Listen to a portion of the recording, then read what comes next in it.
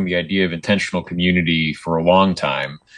Many of us are concerned about the future of the demographics in this country. We're afraid that our grandkids and great grandkids just won't have the opportunity to have communities where people look like them, where they accept them for who they are. I experienced some discrimination as a white man growing up in Southern California, where I was a minority, and I, want to protect my kids from the same kind of situation. So, of course, a lot of people feel this way today. There's a lot of anti-white hatred out there. And, several of the people in the community have had negative experiences, not with all people of other races, but there are people out there who are hostile to whites. So, yeah, it's about protecting us and our own. Okay, so this one actually, this is part 3, and I think this might be my favorite of them all, mostly because, I think that even if and when, I mean, it's happening now, but so let's say California secedes and this, California-Mexico unification system happens.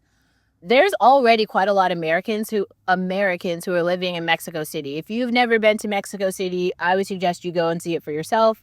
It's already like a San Francisco or like any other, city in California, but that Mexico City isn't Mexico. So it's like the way that California is right now, it's more about just political change and it not being a part of it's the end of the United States as one. Like, we're putting Tennessee and California in the same bucket. The whole point is to take them out of the buckets. Now they have separate militaries. They have separate everything. And that's the most important part. So if you haven't heard this side of the story, let's hear the other side.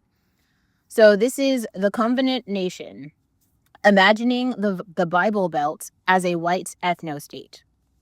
The dream of return.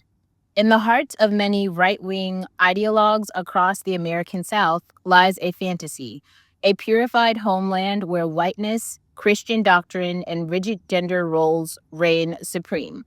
As demographic changes sweep the United States, driven by immigration, interracial unions, and LGBTQ+ visibility, a reactionary dream begins to take shape. What if the Bible Belt seceded, cast off modern diversity, and created a white ethnostate? The historical roots of the idea. This vision is not new.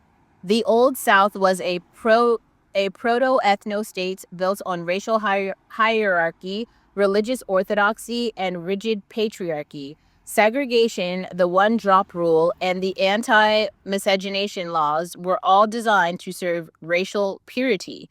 Today, those same ideas are coded in slogans like "Make America Great Again," traditional family values, or "Return to biblical law." The longing is not for freedom, but for control. Geographic scope and borders. The imagined ethnostate would include states like Tennessee, Alabama, Mississippi, Arkansas, parts of Texas, and possibly the Dakotas.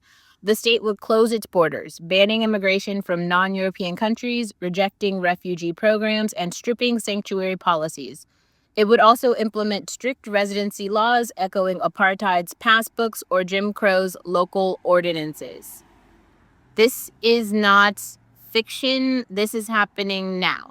If you haven't seen the video where the white woman didn't realize she lived in a sundown town, and then she realized she lived in a sundown town, that's that already happening. This isn't new, and it's not even in the, how do you say it? It's so cultural to the space, to the land, that you don't need it written down anywhere. People know. Citizenship and the new whiteness. In this country, American and white would come synonymous. Citizenship would be restricted to those of European descent. Even light-skinned Latinos, mixed-race individuals, and Jews might find themselves excluded under a narrow ethno-Christian standard. Naturalization for foreigners would be abolished. Bloodlines, not birthplace, would define belonging. No gender ideology allowed. This state would outlaw all forms of gender ideology, a term used to conflate LGBTQ+ rights, feminism, and gender theory. Trans people would be erased by law. Gender nonconforming behavior would be punished or institutionalized. Schools would teach biblical gender roles, and same-sex marriage would be constitutionally banned. Feminism would be rebranded as sedition. Religion as law. The separation of church and state would be abandoned. The 10 Commandments would govern the legal system. Abortion would be banned with no exceptions. Public schools would begin each day with prayer. Women's rights would be rolled back in the name of modesty and submission. Islam and Judaism would be considered foreign religions, barely tolerated or outright banned. Economic implications of exclusion. Without immigrants or racial minorities, I don't know if I believe this, so I'm actually just going to pass on that. Media and censorship. Media would be strictly controlled. Hollywood films, LGBTQ plus content, and racially diverse casting would be banned. Social media would be censored to protect children from corruption. State-run news would promote Christian nationalist values and disseminate white supremacist historical revisionism. The goal would be not just order, but mental purity. Militarization and surveillance. To maintain the ethnostate, extreme security measures would be required. Border walls would extend across every highway and back road. Drones would surveil neighborhoods for subversive gatherings. Citizens would be encouraged to report neighbors for signs of interracial relationships or gender nonconformity. Law enforcement would blend with militia groups, badge and cross becoming indistinguishable. Education as indoctrination. Curriculums would remove African American history, indigenous genocide, and civil rights movements.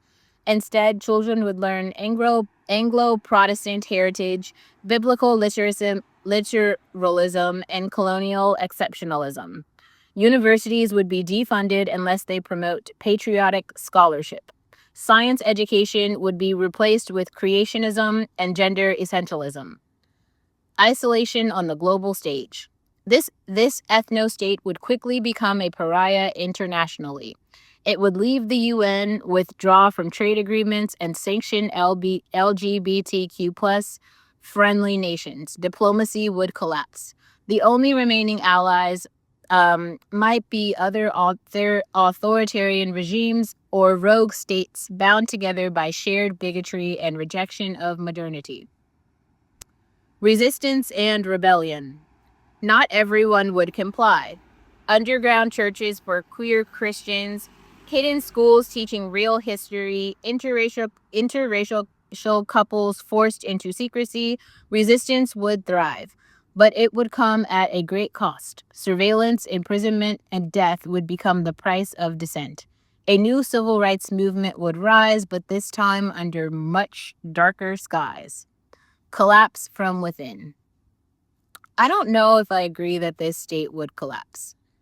I think that there would be the escapers. Like, there would be a few people. It's like, and actually we should talk about this. It's the, not the Hunger Games, kind of the Hunger Games, but also like, oh my God, what's the show about? The Handmaid's Tale. It's the Handmaid's Tale with the Mormons and all the things. It's the Handmaid's Tale. So this is a warning, not a blueprint. This imagined Bible Belt ethnostate is not a future to strive for.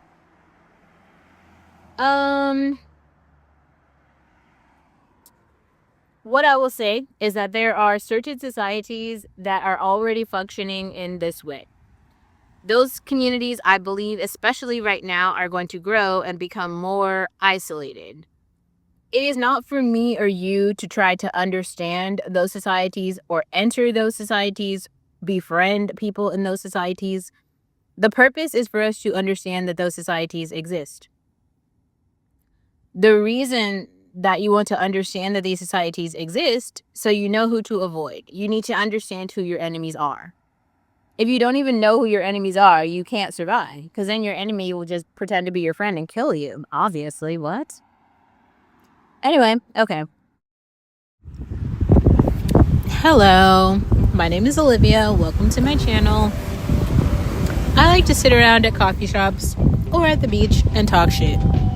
I talk about women's issues, feminism, relationships, but mostly being a Black woman in America and how to survive that.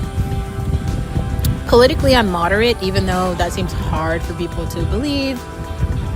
I'm very conservative on issues like immigration, very liberal on other issues like feminism and abortion. Thanks for being here.